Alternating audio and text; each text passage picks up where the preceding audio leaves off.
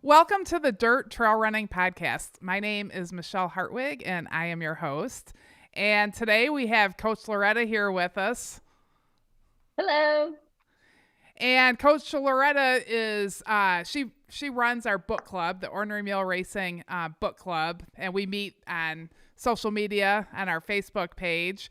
And today our guest is a really great author that is coming to our book club, and his name is Adharanand. Finn. Did I get it right? Okay, we practiced and Yeah, then I got nervous. not as good as in the practice.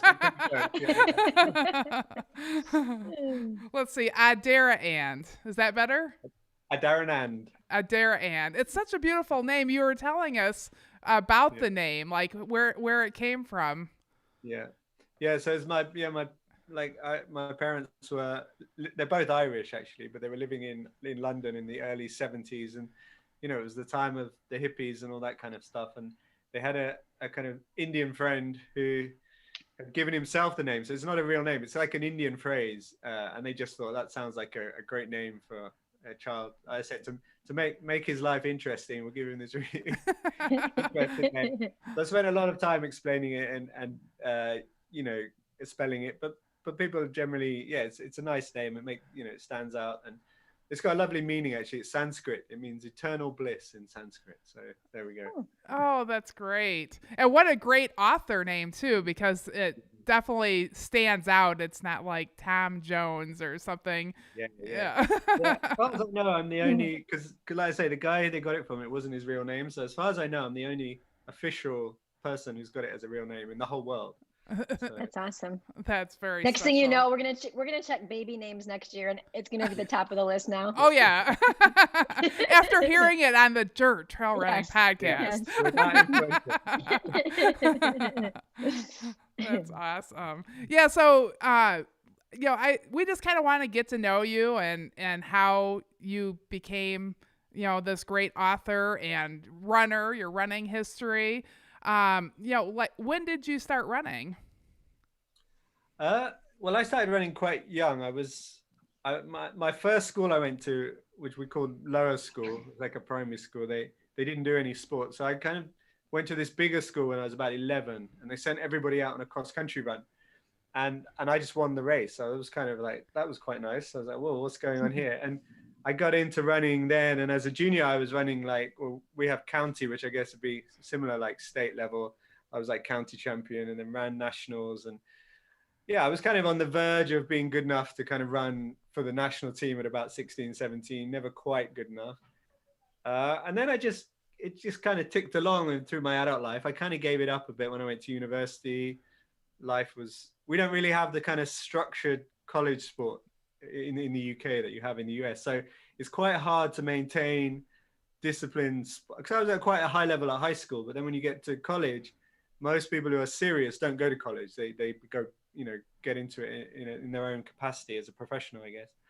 And I wasn't that good, so I didn't do it at college, and I guess it just drifted. But I always ran. I ran once or twice a week. I every now and then join a running club, do cross country runs, and do the odd 5K trail race or something. But yeah, it wasn't until I was probably in my 30s and I was living in London, I went to watch the London Marathon.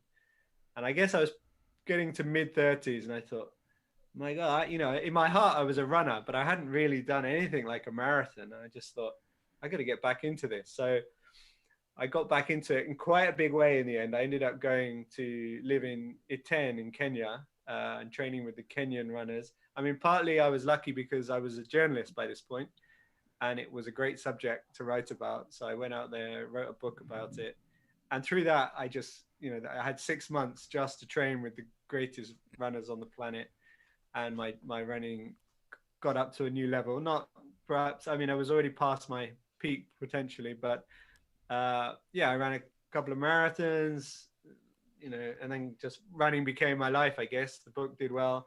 I went to Japan. I lived in Japan with the Ekiden runners in Japan.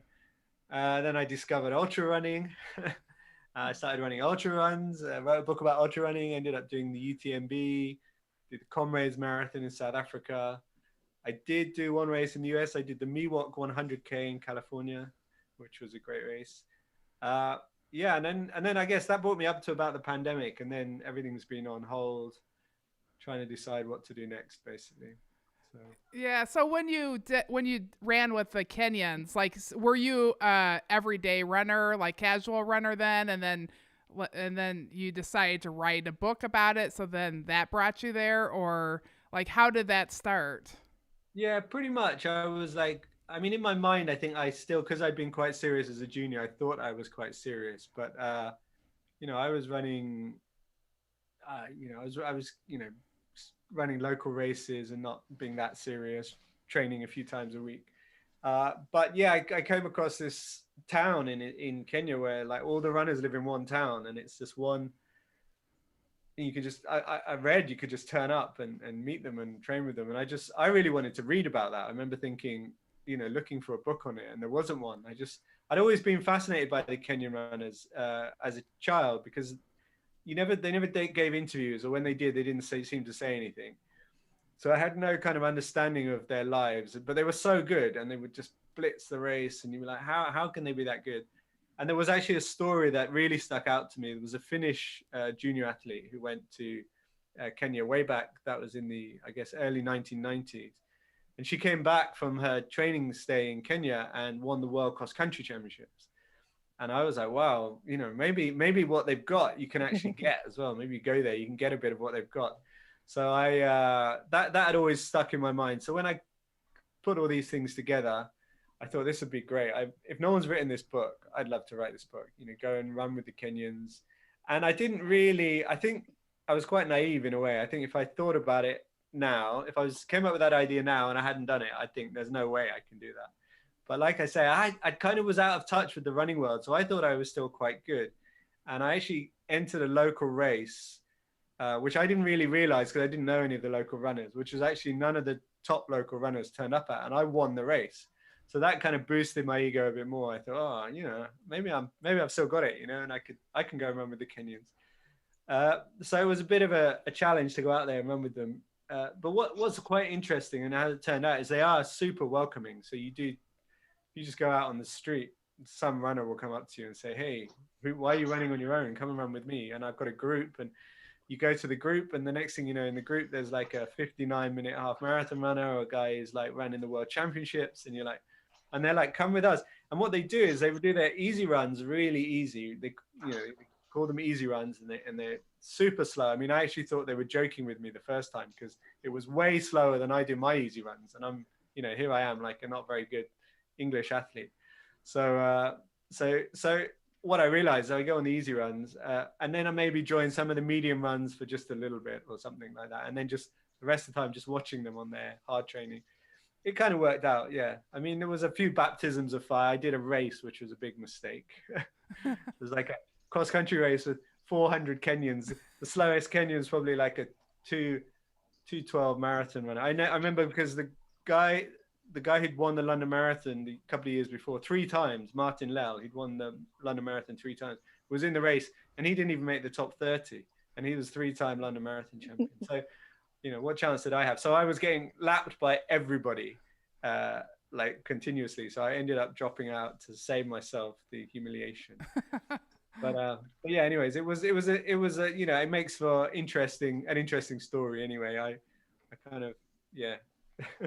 That is really super cool. I can't imagine. So, like, what is your everyday life that you're able to just drop it and then go live there? Like, how long were you there? Yeah, so I was working as a news editor at the Guardian newspaper, which not everybody might know, but it's a kind of big national newspaper here, and a big international website. And they're very good employers. So they give you the option of a 6-month career break. So you can take 6 months off and you come back and you get your job. So I just took a chance on it, really. I was a journalist. I had, visions of writing a book. I felt like that's what I really wanted to do. And I just thought, here's a subject. This could make a really good book. I still get my job when I come back. So that's the worst that can happen is it doesn't quite work. But we had very young children at the time, 3 very young children. And my wife was very keen to come as well. So we all 5 of us went out there. And so I was living in this small town, rural small town in the Rift Valley in Kenya, in a local house with three very blonde children. So that was quite an interesting time, and it was wonderful. The local people were very welcoming. We had, before we'd gone out there, some of the white Kenyans had said, you can't live in that town. There's no like safe housing. You're not going to be safe. And so somebody found us this house in this compound in the big city nearby. But I just felt like if I really want to get to know these Kenyans, I really want to mix with them, I've got to go into the town and really be there. And it turned out that wasn't true at all. They were super friendly. Everybody looked after everybody else. My kids, by the end of it, they would just go off wandering around the neighborhood, and I'd have to go and look for them. And, you know, all these little huts, mud huts and wooden shacks and stuff, and be going around looking for them. And you find them in someone's little sitting room, like drinking tea and usually watching religious sermons on TV, actually. So, yeah, they just became part of the crowd. They went to the local school, and we had a great time, really. So. Oh, that's amazing. What a great thing for your kids. Did they take up running while they were there, or how old were they at the time? Yeah, they were very young. They were like 7, 5, and 3. No, younger than that, actually. 6, 4, and 2 at the time. Yeah, they haven't really taken up running in any big way. My middle child runs a little bit, but yeah, I don't know. I think the experience was really good for them in other ways. I think they're very independent-minded. They're very mature for their ages. They're very, open-minded. But yeah, running, I don't know. I don't know. They see that as my thing, and they see it as slightly crazy, and they might come to it one day. My middle daughter runs quite regularly, but just for fitness, and doesn't do any races, and is not interested in any of my stuff at all. Yeah. How old are your kids now? So now they're a bit bigger now. They're 17, 15, and 12. So yeah, so they've been to Japan as well. Japan was less, the running was more, I would go off and do the running and come back. Whereas in E10, they were completely surrounded by it, but they were younger. But yeah, no, they've all got their own interests now, which are other things, but not running. And yeah, so you went there, you spent the 6 months. Were you writing the book as you were there, or did you come back and start writing? Yeah, well, it was quite interesting. Because I worked at The Guardian, I managed to get a weekly column called Running with the Kenyans on their website. So I was writing that weekly, and in a way I was using that as a way of kind of structuring my note taking. I'd have to come up with a new angle every week. And then I wrote the book when I got back. But I thought I was going to just tile these. So, that's 26 articles over the 6 months. I thought I'd just tie these all together and then I'd have a book. But I realized after doing that it was a bit of a boring book. It was just lots of little episodes. I had to kind of go back into my experience and kind of dig out the story. So yeah, but I wrote it pretty quickly after coming back. I guess we got back in about end of July, and then the book was ready about 3 months after that. So it was quite a quick turnaround. I've since realized. I didn't know anything about publishing at the time. So the publisher said, "Can you do it by then?" I was like, "Yeah, sure. 3 months. That sounds all right." But that's quite quick. Yeah, it sounds like a lot of work to me. Yeah. It seems like I remember when I read the book, maybe it was the race that you were doing that you actually came across some wild animals. Yeah. Well, I actually, in that race, so I since went back and did that race again. So there's a marathon, and it is done. That was part of my inspiration for going out there as well. I was quite intrigued by this race, and it runs through a wildlife conservancy. So it's just where all the wild animals live, and there's lions, and there's leopards, and there's cheetah, and buffalo, and rhino, and elephants. But what they do is they try and scare them all away. And so the start was delayed by lions because they try and scare them away, but the lions, are not that easily scared. So the race was delayed, but I didn't actually see anything except zebra and antelope on the run. So nothing dangerous. But then I went back about 2 or 3 years later and ran it again. And I did have a close encounter with an ostrich, which at the time I thought was probably quite harmless. I was thinking it was walking towards me quite determinedly. And I was thinking, it's just a bird, right? I know it's big, but it's just a bird. And so I just ran past it. But afterwards, people told me that's really dangerous. Ostriches they can kick you and disembowel you. and it looked like if it was walking towards me, it looked like it probably wanted to scare me off. So luckily, the course slightly skirted where it was coming from. So otherwise, I don't know what would have happened. So yeah, but it was an incredible race. Yeah, an incredible landscape. It's that, when you imagine Africa and you imagine, dry, dusty with the old acacia tree and then the elephant in the distance. It's running through that landscape, which is weirdly where the runners live in Iten. It's not like that at all. It's very green and lush and mountainous. So it's quite different. But this was, your classic African landscape. It's on the cover of every book about Africa. Oh my That's gosh, awesome. that sounds amazing. How do they scare off, like, who's in charge of scaring off the animals? Well, they have a couple of helicopters to start with. Okay. And then they have rangers around the course with guns, who I guess don't shoot the animals unless absolutely necessary. So, shoot into the air. But I think that generally scares even the lions off a few gunshots. So, but I didn't hear any gunshots. But the second time I went back as well, actually, one of the helicopters broke down and it was like it crashed. And well, it didn't crash, but they kind of emergency landed on the top of this little hill. And so I'm running by and I can see that the helicopter's not in the sky anymore. And I'm running. And also the race, there's quite a lot of people in it, but it's 2 laps. And the first lap is the half marathon. And most people just do the half marathon. So on the first lap, you've got quite a lot of company. And then you go out on the second lap, you can find yourself completely alone in the African savannah. And then you see the helicopter's not actually in the air anymore. And you're like, oh my God, what's going to happen? But you're in a race as well. So your mindset is like, just keep running. And, I don't know. I mean, obviously, if a lion appeared, I guess you'd give up on the race. But until that happens, the race is still your priority. Well, so I heard that. That's great. I did talk to Jim Walmsley about that time when, well, I don't know if you know the story, but when he went back in the Western States, the first year he actually won it. At the point where he'd gone wrong the year before, there was a bear on the trail.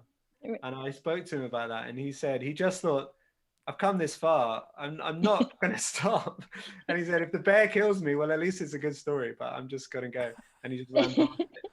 And it is weird in a race, your kind of mindset goes a bit crazy, I think, especially if you traveled a long way to do it, you've worked hard to do it, yeah. Anyways, I probably wouldn't have run past the lion, I'm sure, but yeah, but what other choice? Once the lion sees you, you just turn around and start going back the other direction. Yeah. Hope someone slower is going to come along, and then you run. Well, there's a funny joke that Kenyans love to tell. Is there's 2 guys in a truck and it breaks down, and then the lion starts circling, and one of the guys puts his running shoes on, and the other guy says, well, he says, what are you putting your running shoes on? You can't outrun a lion. He says, I don't have to outrun the lion. I just have to outrun you. Yeah, it's a bit like that, I guess.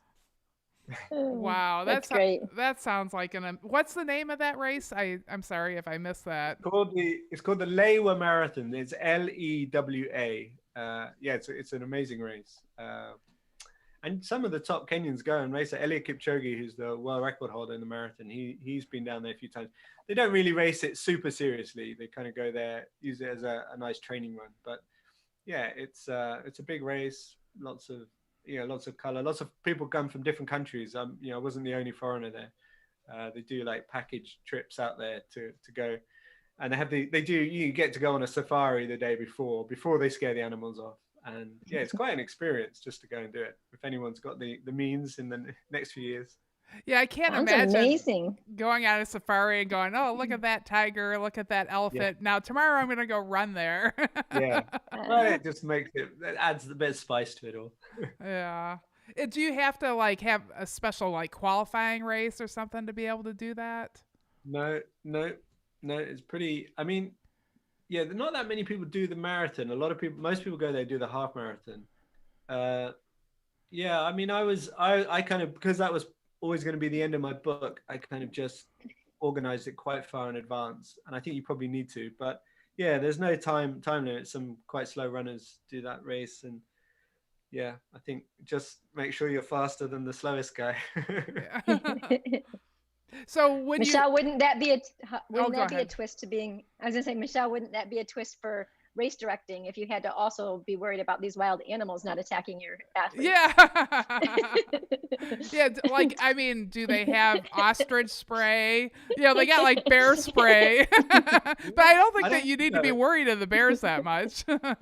Yeah, no, I don't think they do. I think they just, as far as I know, there's never been any like deaths or anything. But it's I haven't thought about it from the race director's point of view. That this race has been going for quite a long time, so they obviously have faith in their system of the rangers and the helicopters, and it seems to work. Yeah, like the race's taglines like hardly anybody ever gets eaten. Yeah. Yeah, don't worry. You probably won't get eaten. Well, yeah, that's super cool. And so when you did that race, you considered yourself like a marathon runner, like you were more that distance runner? Yeah, I guess I was, by then I was kind of about 37, and I don't know, it felt like in Kenya, a lot of the focus is on half marathon marathons, and I'd done a few half marathons. It felt like a good goal at the end of the book to do a marathon. I think probably I'm better at shorter distances, to be honest. I've never really done a great marathon.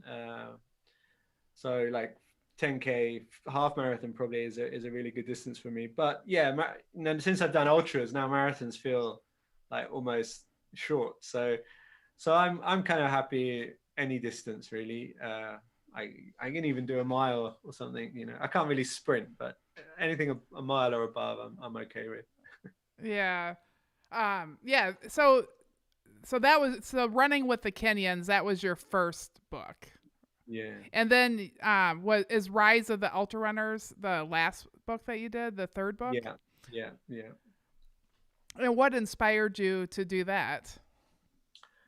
Well, I guess I'd been hearing a lot about ultra running and been kind of growing on the periphery of my worldview. I was a bit anti ultra running, I have to say. Initially, I was, after being in Kenya, I think I got this mindset of like, everything's about times, everything's about PBs, PRs, and I was gunning for fast times on the road races, and I kind of thought people doing ultra runs were probably people who just weren't that fast, and or just were looking for. It seemed easy when you look at the splits. 10-minute miling seems like jogging, and these guys are jogging, but we don't realize they're going up and down mountains and stuff. So I was a bit against it, and then I got entered through my job. I got asked to go and I got asked if I wanted to go and do a race called the Oman Desert Marathon, which was 100 miles across the desert in Oman. And initially I said no to the editor. I was like, there's no way I'm doing that. You got the wrong guy. It's not the kind of running I do.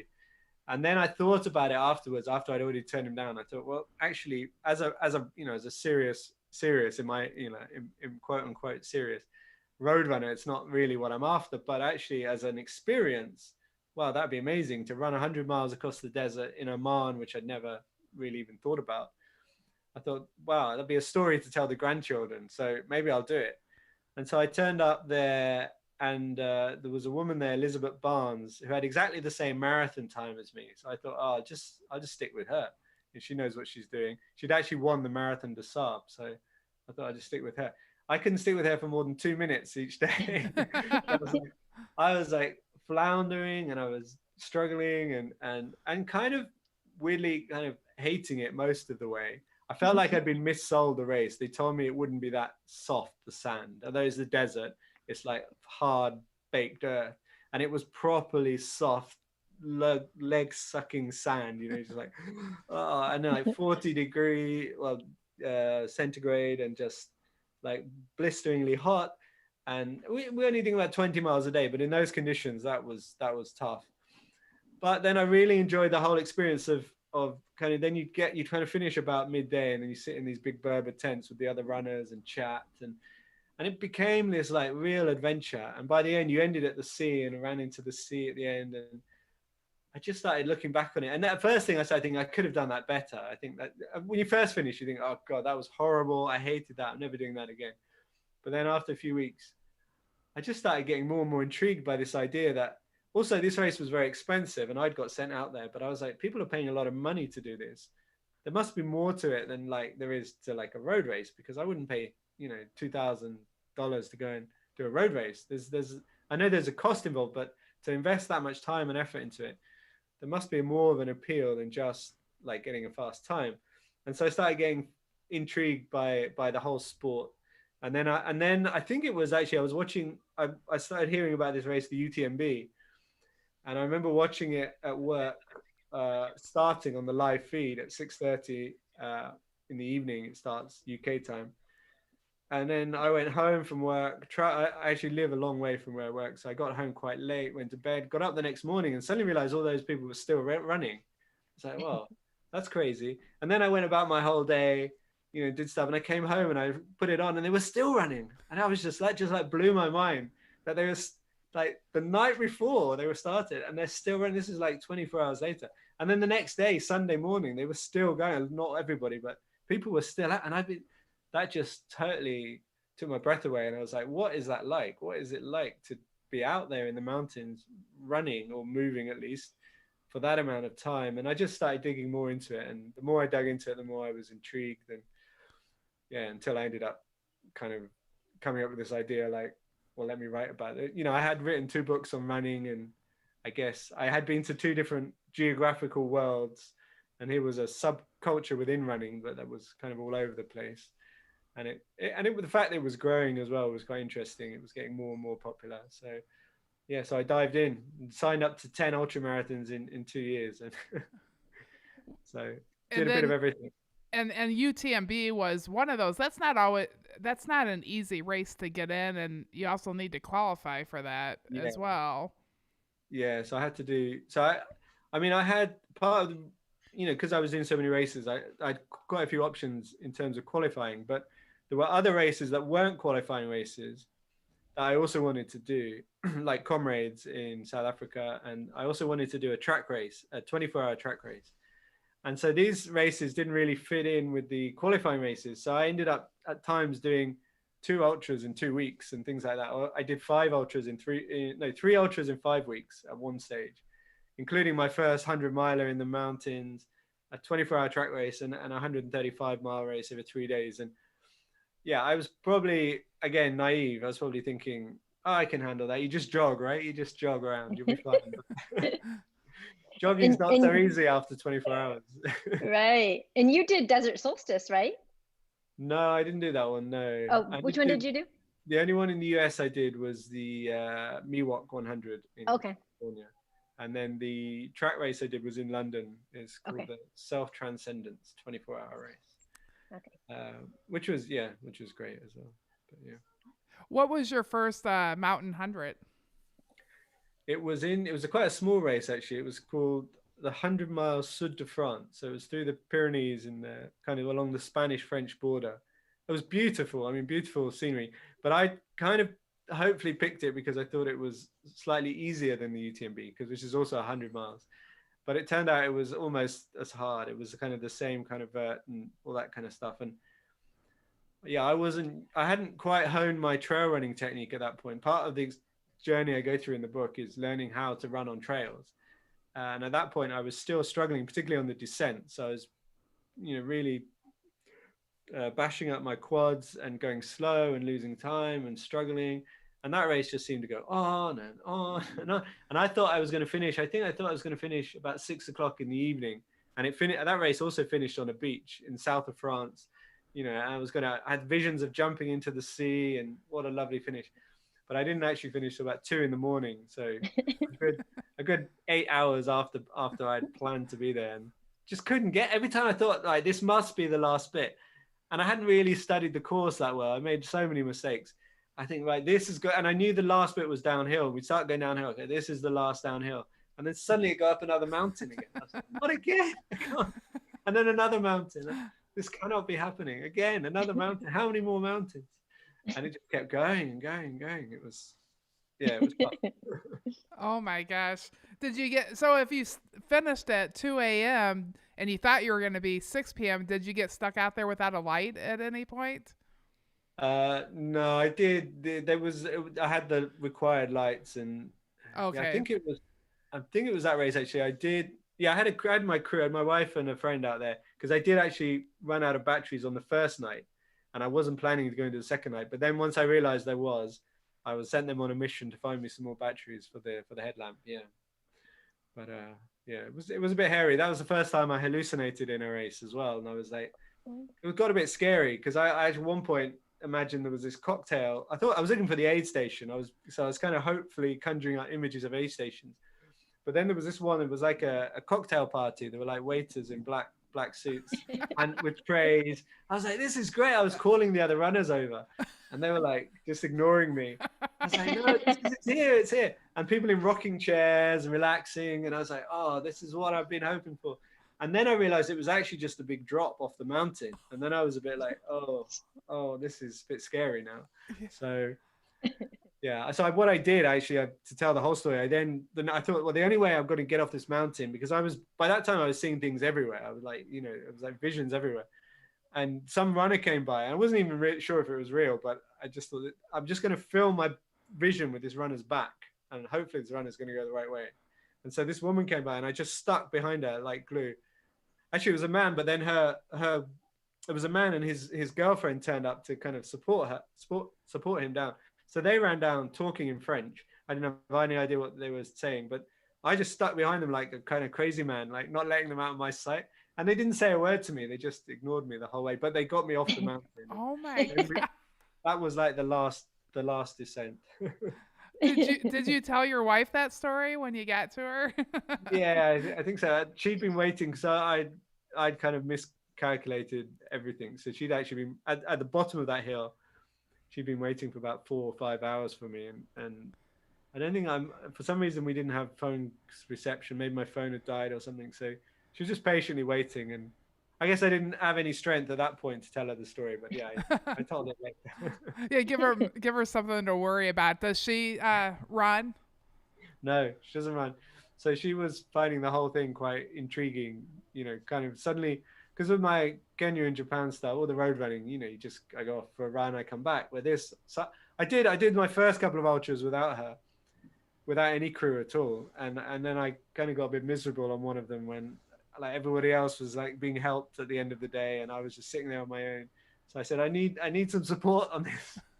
So then she got roped into it, but she quite enjoyed it. She quite enjoyed crewing and just seeing the whole scene unfold and, just being part of it, I think. So, yeah.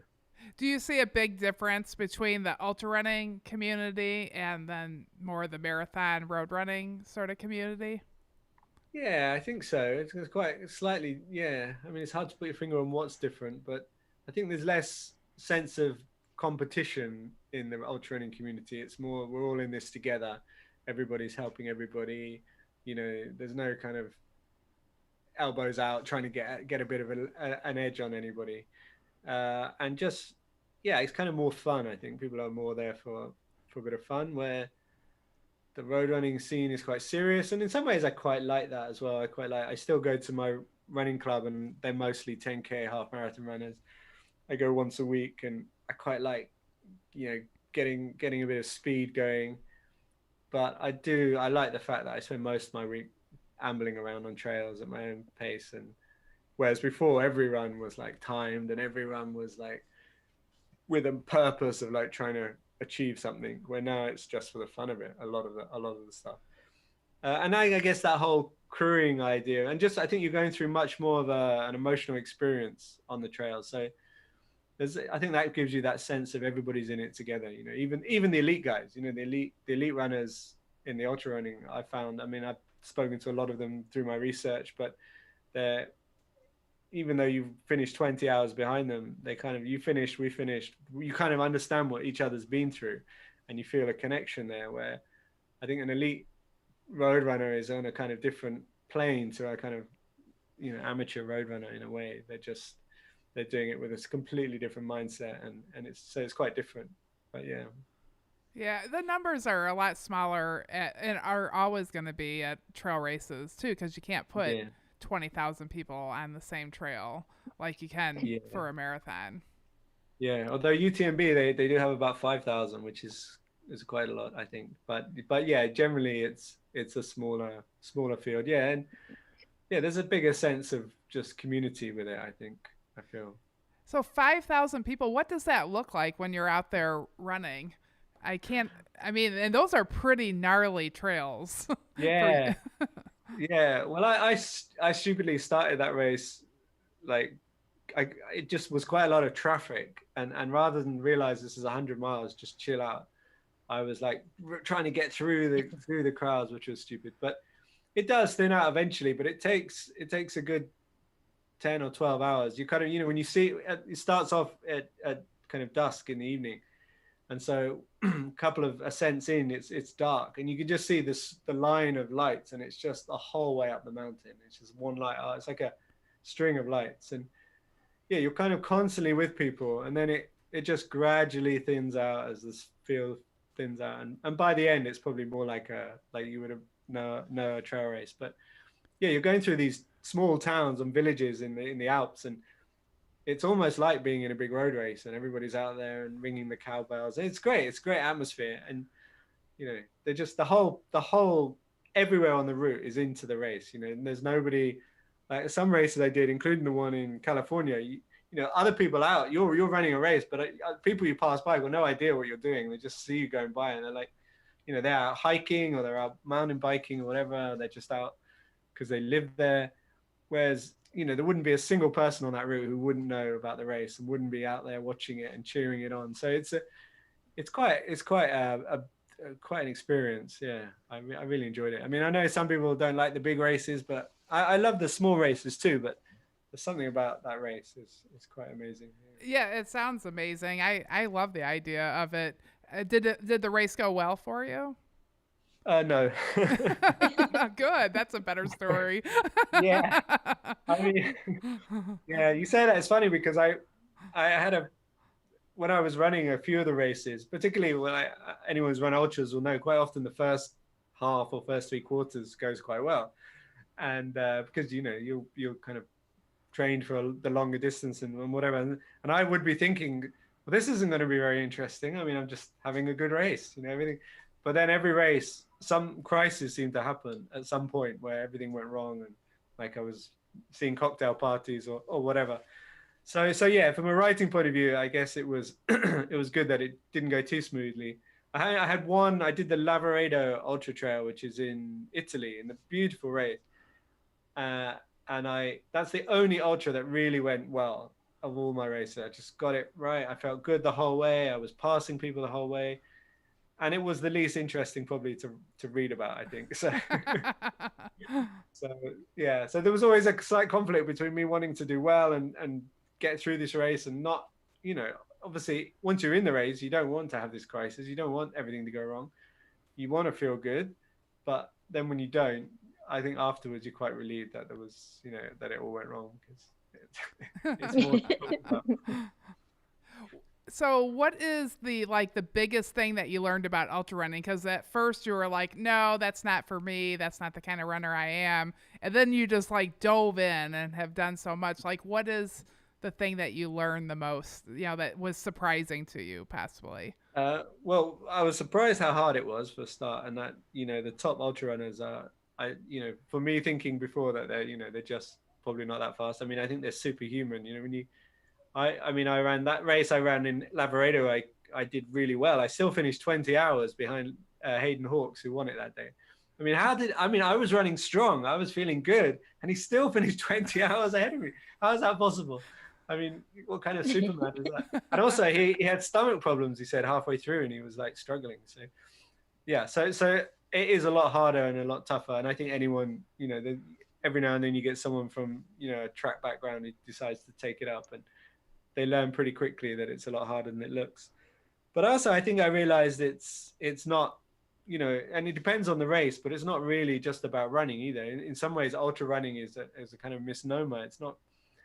It's kind of ultra moving, ultra getting through a landscape, and then particularly in the mountain races, your running ability obviously counts for something, but a lot of it's about your mindset, your determination, your willpower, your organization, your the group you've got, your crew, your preparation. There's so much in there that the running is just one small part of that. And yeah, I think that surprised me. I felt like I was just gonna do the training, turn up, and run the race. And a lot of the times I didn't have the right gear, I didn't have a crew, I definitely didn't have the right mindset. The first few races, I was totally stunned when I think the Miwok was the one where I really just couldn't understand what was going on. I was 20 miles of that race. I was completely in a bad patch, and I'd never even run 20 miles before, and I had a 20-mile bad patch. And then I revived. And what also was quite amazing is that you can come through these bad patches, and that, you know, there's this sense that you've got more than you realized, and that there's a kind of a reservoir of extra energy that you've got to learn to tap into. And a lot of that comes from how you think about yourself, how you think about the race, how you prepare mentally, and your motivations for being there. Which, I mean, I know, you know, you guys know a lot about ultra running, so ultra runners talk about the why, you know, and that I definitely didn't really have the why initially, and I kind of had to have I realized the races where I needed the UTMB points, weirdly, even though it was a kind of strange why, they were easier to get through because I just had to finish those races. Where the other races, like, oh, you could drop out of this one. In fact, I even had this thought that from the point of view of the book, it'd probably be quite good if I dropped out of one. So each race would be like, well, why not drop out of this one? Then this is your DNF, right? Then you can write about that. And having this conflict, go, no, but you've come all this way. You're not going to just drop out. You're okay. You can do it. And so it's a real mind over matter, and kind of heart over mind, and you know, all sorts of things going on. And then you suddenly realize the running is actually, you know, just a small part of that. I mean, it's there, and it's definitely part of it, but it's not, you know, you run a half marathon, it's almost all of, I mean, there's a little bit of mindset, you know, to push yourself when it starts getting hard, but it's 10% compared to ultra running where it's like 80%, I think. So I'd say that was my biggest lesson. That's really cool. There was one thing I wanted to ask you, and I'm just curious of this as a race director. So when you did, I forgot what was it, the race in the desert, what was it called? Oh, yeah. The Oman race. Yeah. How, like, did you was it like GPX? Like, how, like, I'm thinking, like, do they put little flags that you run to? How do you mark that? Like, how was that done? Well, it is quite it's quite easy, really, because there's just desert, right? So you can see quite far. So they have these big flags, really big flags, which they stick in on the tops of the dunes. So it was kind of a little bit undulating, but like the next hill could be, I don't know, 5 miles away. But you can see it, and you can see there's nothing in the way. There's no way you can go where you're going to lose sight of that flag. So you can see that flag. And of course, the other runners running, unless you're in the lead, you know, the other runners going towards it. So yeah, they stick the flags in. There's no wind, so they're not going to blow over. And they did have a car at the back, which would follow the last runner, just to check nobody got off the course. And there were other cars would drive up and down occasionally. So occasionally a car would come by. But yeah, so I think that was almost one of the easiest races to mark. But they weren't the best race directors, I have to say, because they missold me the race. And then every day they kept telling us. So I kept saying, I thought this was going to be like, you know, not soft sand. And they kept saying every day, they kept saying, no, tomorrow's, and they kept this lie going every day. They kept telling us, tomorrow it's going to be like a hard earth. And it never was. And I realized why. It's because they'd only ever driven the course. So to them in their car, they couldn't tell what the ground was like. And it was driving me mad because I was like, you get out and run. You'll see, this is I'm so mad. But yeah, I wasn't the only one either. A lot of people have been missold it. But anyways, in the end, it was a wonderful experience. So. Yeah, and you finished that start. Yeah. I've started your book. That's the one. The Rise of the Ultra Runners. I'm in the first chapter of the book. I do. I almost don't finish that. You know, it starts with me deciding not to finish with 5K to go, and then I just have this thought. I mean, this thing, your brain tries to play all sorts of tricks on you and comes up with new ways to convince you to drop out. And so it come up with this idea that actually it would be quite a cool thing to not run the last 5K. You know, you could just you'd be the rebel, you know, like no one would expect you to drop out 5K to go. And so I sat down, that was my thought process until the Germans turned up and they were having none of it. They just told me to get up and get running. I was too tired to argue. That's awesome. That's gonna be such a fun book for book club to read. And then you're coming to book club, and Loretta told me that you have to get up at like 2 a.m. Yeah, well, I misunderstood. I thought this was book club, and then once she put the ad out, I thought, well, I've been mean to drop out now that people have, decided to read it and all that kind of stuff. So it's okay. It's all right. I'll give me an excuse to do some late night, I don't know, writing or something until we turn You up. could go on a late night run first, right? Yeah, exactly. Some ultra training. Exactly. Yeah. I'll think of something to do. Well, everybody's really gonna appreciate you being there, and That'd be fun, yeah. that's very, very nice of you. What do you have? Do you have any big adventures coming up next?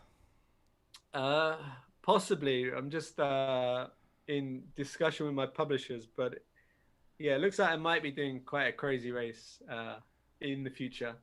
I mean, it's when we say that, people obviously automatically think you're talking about the Barkley marathons, which I'm not doing.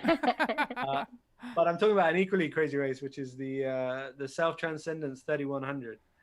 I might do that. So if you don't know that race, that's the longest race in the world. It's 3,100 miles long, and it goes around one block in New York City. Oh, I have read about that. Yes. So I may be doing that at some point. I'm kind of, yeah, it's not 100% confirmed, but probably enough to put it out there as a possibility. So I actually don't know about it. So it's 3,000 miles long, and you only go around one block. Yeah. Yeah.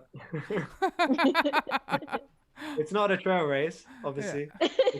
It's in Queens. It's in Queens in New York. It's it's like well, you guys know 100 miles is a long ultra. 200 miles is a really long ultra. So what's a 3,000 mile race? I mean, it's insane. I think only something like, it's a bit like Barkley's, like 25 people have ever finished it. Although a lot of those people have finished it more than once, which again is a bit like the Barkley's marathons. But yeah, it's a big challenge. I'm just about getting my head around the fact that I might be doing it next year potentially. So gotta work out how I train for that and all that kind of stuff. But, oh, that's really exciting. I mean, coronavirus permitting and all that kind of stuff, but yeah, things are opening up pretty well here. I don't know about in New York, but in Illinois, it's good. It's pretty open. How is it by you?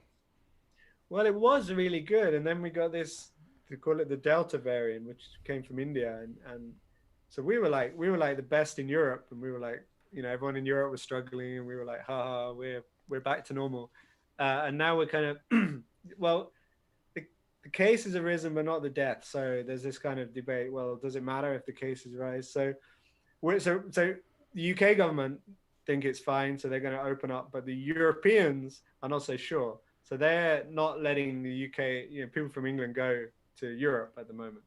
But that might change soon. But within the UK, yeah, it's getting much more open. But we can't leave the country at the moment. But, yeah. So with the UTMB coming out, I know quite a lot of runners here kind of training for it, hoping it's going to happen. A good friend of Beth Pascal, I don't know if you saw, she won the Western States of the weekend. So that's quite cool.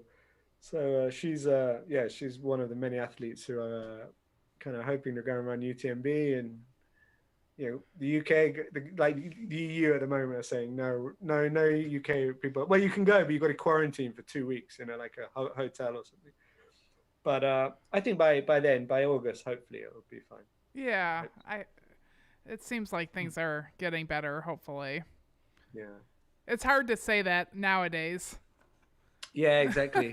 I mean, I do a running weekend in Chamonix, and it's in September, and I'm kind of planning for it to happen, but you just gotta hope that it's not. I mean, it's cases are going down. It's just whether the governments allow you to do it or not. Yeah. So, should we do the Ornery Mule Stubborn 5? Sure. All right. So I'm not sure if you know what this is, but we have 5 questions that we ask every one of our guests to get to know them a little bit better. And I was going to start out a little different, and you just kind of took it away, but I'm gonna go into it a little bit more. So you mentioned Beth Pascal. So she did win the Western States. So I was wondering what your thoughts were having a Great Britain win the race.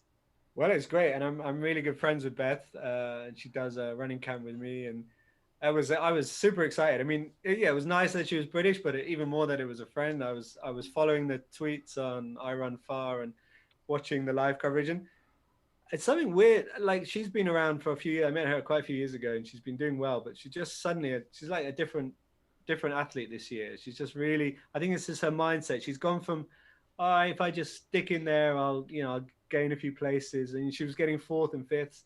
And this year she was just like, no, I'm going to win. I'm going to win. I'm going to go for it from the gun. And so it's been so exciting to see her develop the last year or so. And I follow her on Strava, and she's like doing crazy runs the whole time. So yeah, it was great. Yeah, and great. Yeah, great to have a British winner, of course.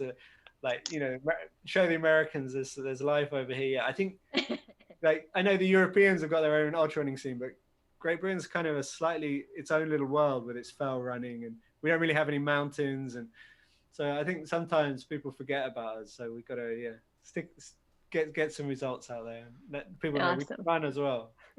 Well, That's we exciting. want both you and Beth to come out and do some Ornery Mule races. Yeah, that'd be great. So that's exciting. It was fun being able to watch the live stream. I'm sure that was really exciting, actually knowing someone personally and out there and winning. Yeah, it really was. Yeah. I mean, I had met a few of the others, but not very in any real depth. But yeah, to see Beth out the front and just looking so cool and calm with it was great. Right. Yeah, it was fun. Cool.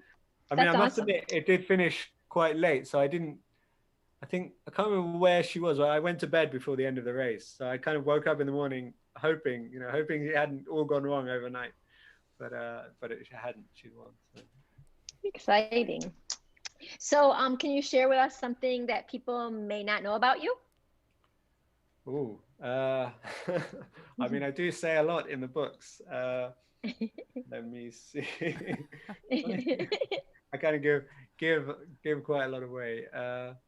Well, I guess it would have been that I might be doing the 3,100 mile race, but okay. that was my big reveal in this. Yay! Well, thank you for revealing that. That was awesome. Yeah, we need to go on a trip to New York. How long will that take? Like, what does it take people? The cutoff is 52 days. Okay. Wow. So hopefully 52 days or less. I think the record is 40 days. And so somewhere between 40 and 52 days. Yeah, quite a long time. That's exciting. We'll have to make sure we follow along if you do that. Yeah. Nice. All right. So is there anyone in your life that's been a big influence for you? Yeah,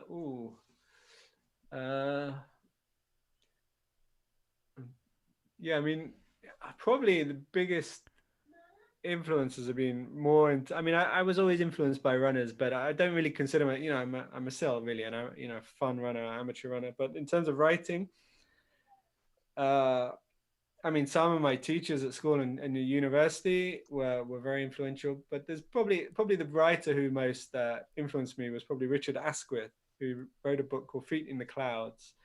And his book, in a way, I guess, he does this thing. He writes about the fell running in the UK in this book, but he goes and he puts himself in the story, but he also tells the story of the world and meets the runners and the legends, and just the way he merged those two elements together. I remember thinking, God, that really works. And this was before I'd had the idea of running with the Kenyans, and I guess that helped me form that idea.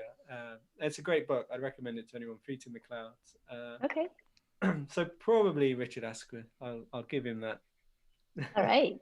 Thank you. So what is your favorite treat for a job well done? Oh, well, it sounds silly. I mean, I would say probably like ice cream, right? But what actually happens is when I'm really, really tired, I start craving this lemonade drink called San Pellegrino. It's an Italian lemonade drink. And just recently, my last 4 or 5 really long runs, I've just started having like visions of it and getting home. And I know a couple of places that sell it in my town, and just going, I've got to go and get a San Pellegrino. So it's this it's kind of real, authentic lemonade, Italian lemonade, basically. Nice. It sounds delicious. We have to check that out, Michelle. Yeah. It'll be better than my Slurpee that I crave.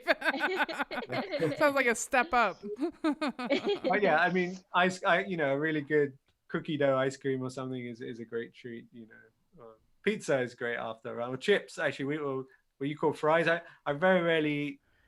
We get slightly different. They're not really like the fries. They're kind of chunkier, and we get them with salt and vinegar. We have them, and it's a kind of typical British food, but I almost never eat it. But after a run, a bag of British salt and vinegar chips is like, oh, that's really good.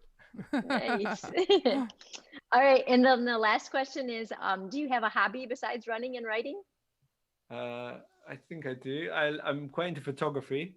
I'm mainly through my kids, actually. You asked my kids into running. They're not really into running, but they're into sailing. And they've got me into, so I've kind of got into sailing through them. So we sail these quite small little boats most weekends. And I usually do my big run on Saturday so we can sail on Sunday. So sailing is a bit of one, yeah. Oh, that That sounds sounds awesome. Fun. All That's- right, well, you made it through the Ornery Mule Stubborn 5. And I think sailing might be another book direction to go. There you go. So we can learn about that. Yeah, you never know. You never know. I mean, I'm still quite I'm not super in control of the boat, but yeah, it's fun. Yeah, that's cool. Well, that might make it even better read. Yeah, that's true. I should just, going by my last policy, of writing books, I should probably just get in a boat and sail to America or something. Yeah. There you go. Right about it. And the worse it goes, the better, right? We want that to go well. That sounds scary. Well, thank you so much. It was really a pleasure. We're so looking forward to book club. And, thanks for taking time out of your day. Anything else, Loretta? I think that's all, but here's the book that we're going to be reading next at book club, and it's July 14th is our very first night, and he will be joining us. Brilliant. Yeah, 2 a.m. in the morning, so be ready Yeah. for funny questions for him. We must keep him awake. Yeah. Okay, well, lovely to talk to both. Yeah. Oh, sorry. Yeah, it was great meeting you. Yeah, so nice to meet you. Thank you, everyone, for listening. Bye-bye. Right. Bye.